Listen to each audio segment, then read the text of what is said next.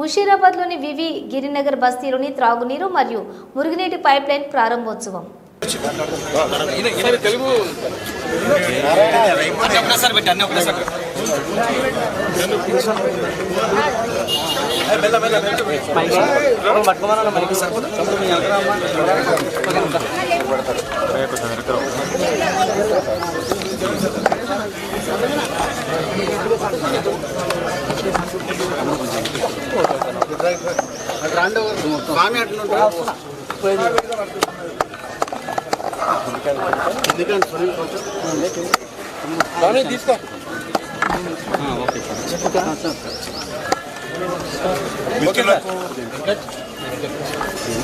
నమస్కారం.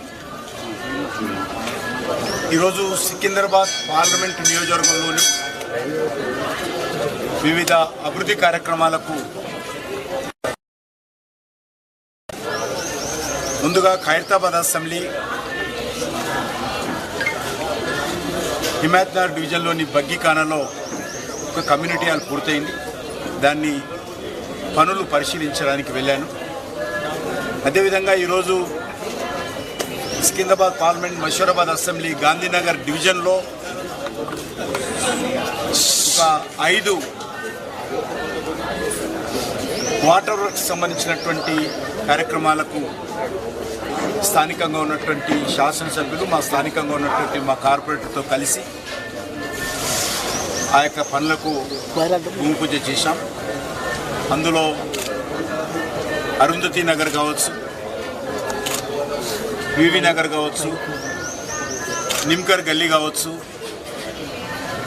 RTC X road కావచ్చు,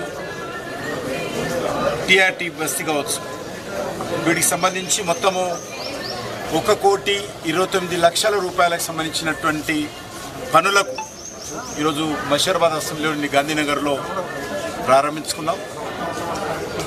ఇటీవల జిహెచ్ఎంసీ పరిధిలో కానీ లేక హైదరాబాద్ మెట్రో వాటర్ పరిధిలో కానీ పనులన్నీ కూడా కొంత నత్తనడక నడుస్తున్నాయి. వీటిని వేగవంతం చేయాల్సినటువంటి అవసరం ఉంది.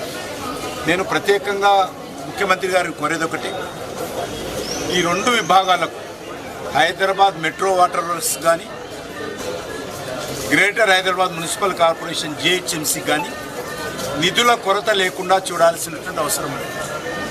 ఎవరైతే కార్పొరేటర్స్ ఉన్నారో కార్పొరేటర్స్ కూడా పూర్తి అధికారాలు ఇచ్చి వాళ్ళకు కూడా నిధులు మంజూరు చేయాల్సిన అవసరం ఉంది.